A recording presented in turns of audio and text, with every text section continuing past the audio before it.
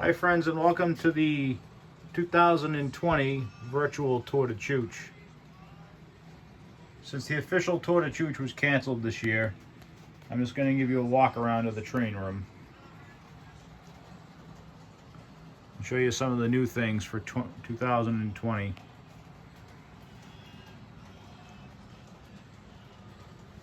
This is the hallway leading up to the train room.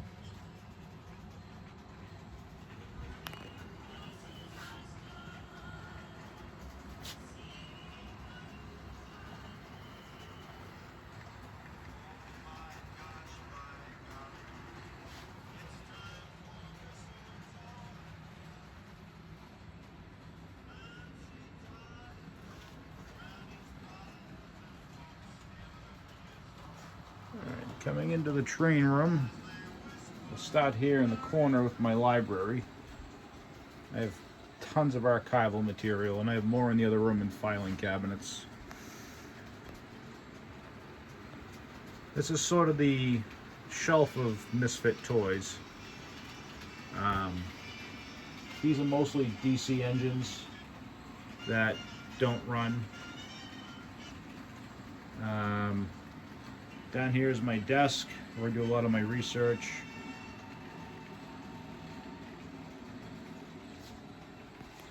Over here is the newest edition. This is actually a birthday present for my daughter, who is very into trains. It's the Lionel Polar Express set.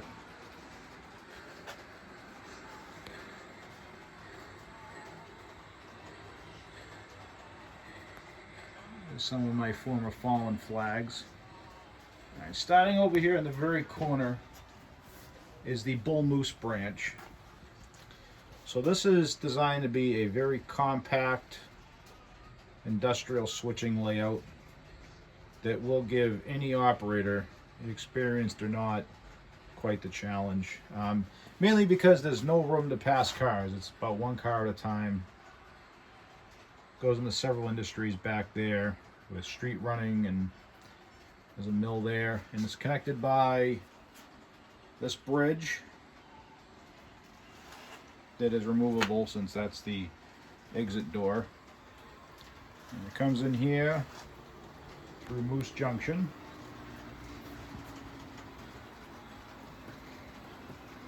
This is the Rigby engine terminal, with the train coming in now. So it's pretty simple. Again, I got a lot of DC models that have never been converted, and also dummies. So these two tracks here are actually live. The rest of this stuff in here is all dead rail, and usually DC models. There's my number board collection.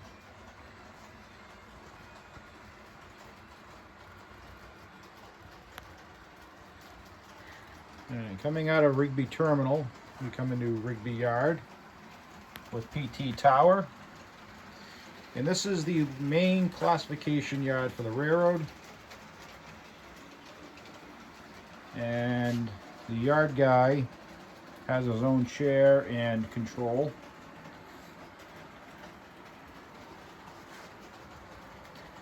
And more of the artwork over there.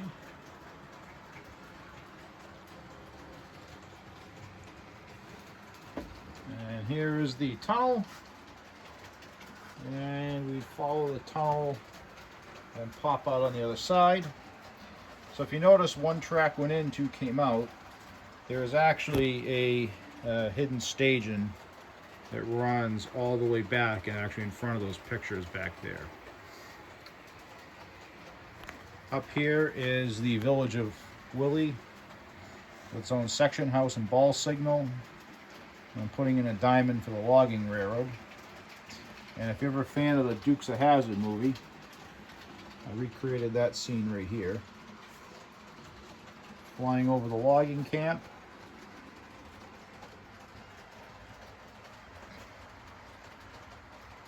Small farm. Willie Station.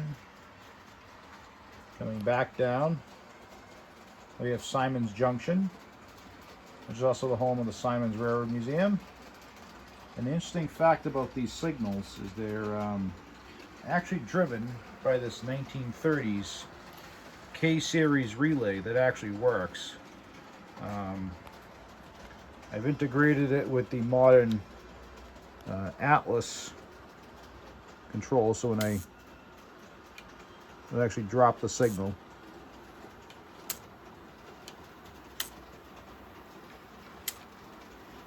actually,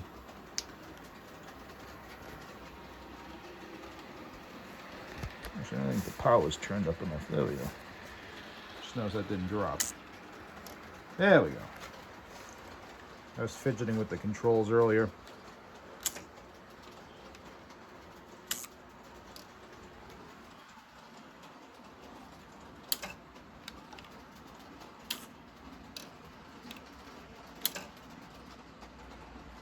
All right.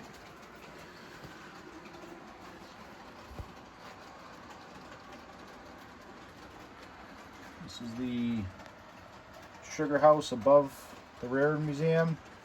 And to incorporate steam on the layout, which is a about 1970s era Maine Central, Boston and Maine joint line, I made the Railroad Museum here.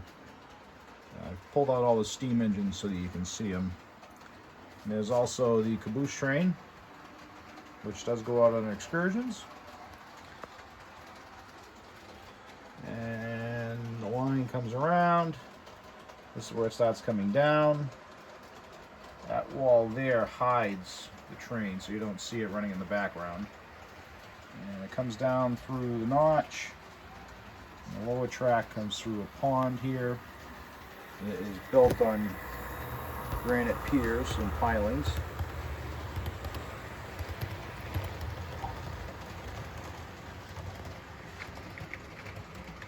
Looks like the section crew lost a handcar to a billy goat. Some more. Alright, that's a picture drawn by Colin Soloway. And come back down. And there's a beaver dam and a camp. And this is the area of Soyuz River and the start of the Soyuz River industrial track.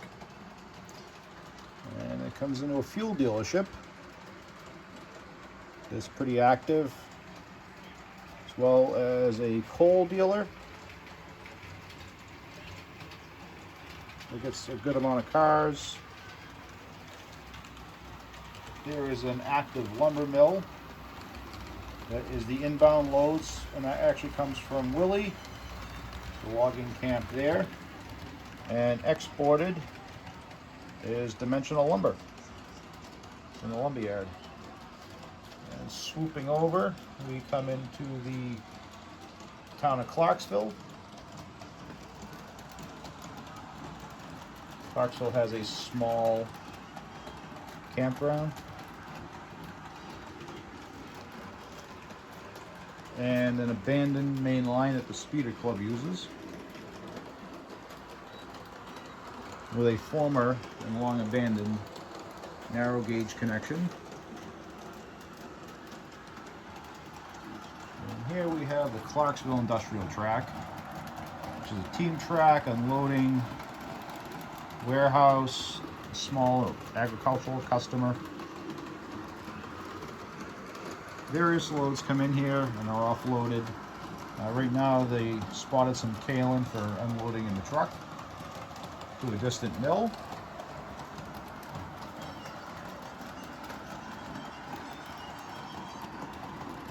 We have a grain elevator. It receives a couple cars each session.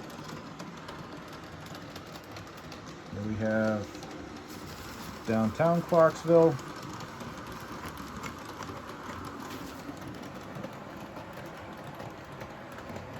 The gas station. The cows got knocked over.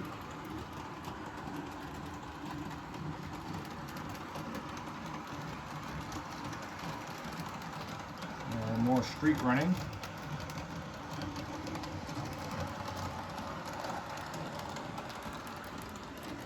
Local schoolhouse. This is my Western Railroad Supply gong. I actually restored the insides of, and it's not hooked up to power, so I'll just have to move it manually. That works pretty well. And for you transit fans, got a good deal on that. And the thing you hear clicking above us is my ON30. I didn't, obviously, as you can see, have a lot of room for another layout, and I wanted an ON30 line. I kind of like the look of a narrow gauge. So the solution was, instead of building out, I built up. And I made this suspended layout. It's extremely lightweight. And it is suspended by these wires here, the ceiling, and the power is actually fed down the wire to the track. And it's actually controlled back under there at the control box. And coming around the post here, we have a brick from the Portsmouth Roundhouse. And here we have the Clarksville station. This is a passing siding, also car storage, and there's a small propane customer over there. And this is the lead of the Clarksville industrial track. There's a small crossing there. And one of the cool things about this that I like is the tight spaces in between buildings, which is definitely a New England feature. And here we have a couple dogs holding up the Purina chow truck.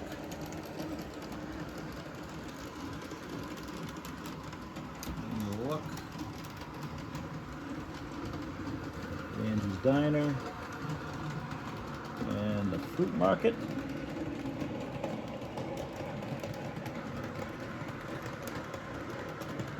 Back at the gas station.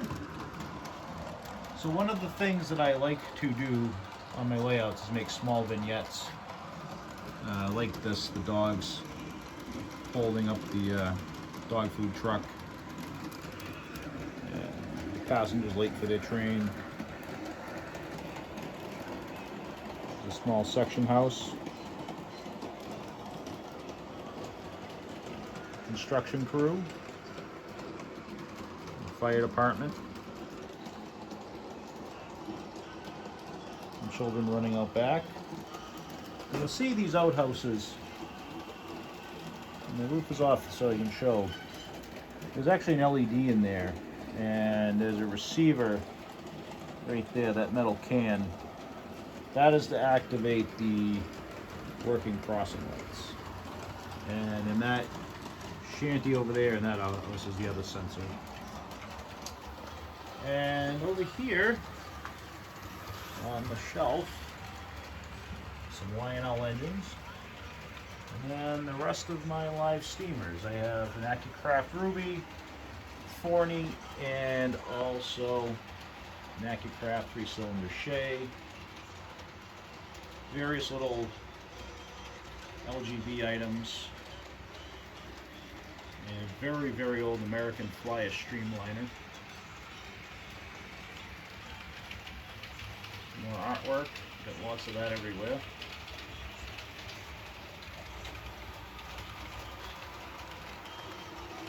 Lanterns.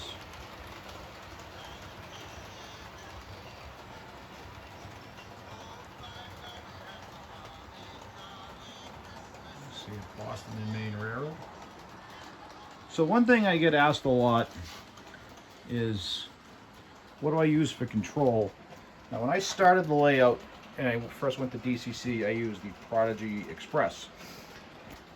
However, as the layout grew, people are confused when they see the Prodigy Express with a Prodigy Wireless. So like I said, as the layout grew, I quickly realized that the cord just wasn't going to work for what I wanted to do. So I bought the wireless throttle, brought it home, and it didn't work. I called MRC, and they had told me because my express system was too old to support the software for the wireless, I ended up having to send that box and transformer back to MRC. And what is actually in that box for a small fee was the Prodigy Advance. So that is the story behind that. I get asked that a lot, of how do I have the express system with the wireless throttle. I have no complaints about it. I know a lot of people in the hobby kind of crap on MRC, but I've had no issues with it. It's done everything I've wanted it to do, and it works. And it was affordable at the time, and to the best of my knowledge, is still fairly affordable.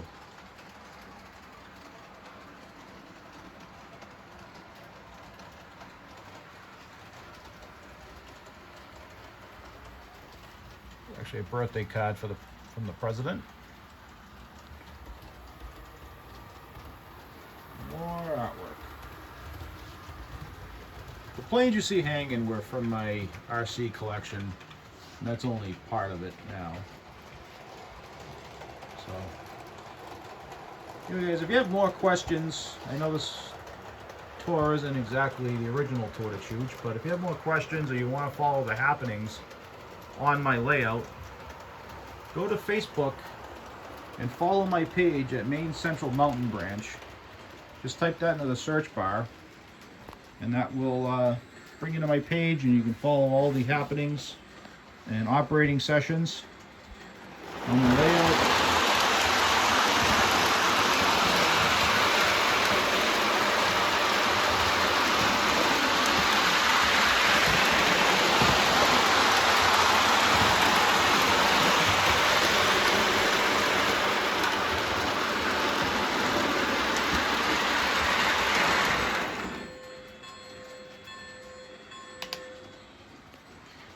And I do keep it pretty up to date as much as I can. I'm not sure what we're going to do for operating sessions this year.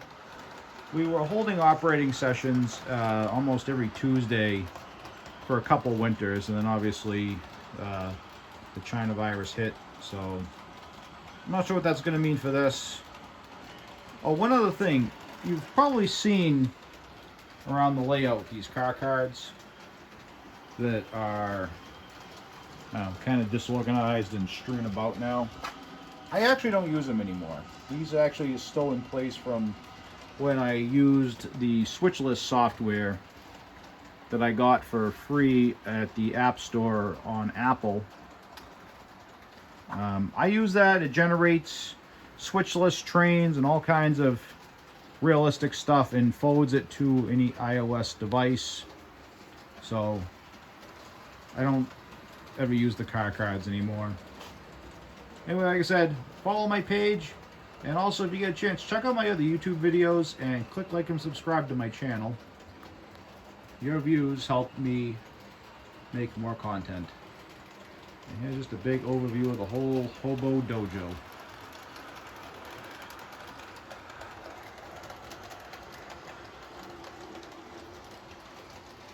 Oh, and before I go too, if you are serious about putting in a layout, get track lighting like this. I used to have, this room was full of those fluorescent lights that you see there. And those are no good. These LED track lights are the way to go. They're positionable. The light is a lot more, I guess, yellow, you could say. It looks more realistic, and it definitely casts all the models into a better light. No pun intended. Anyway, thanks for watching. Stay safe, and hopefully we can see you in person in 2021.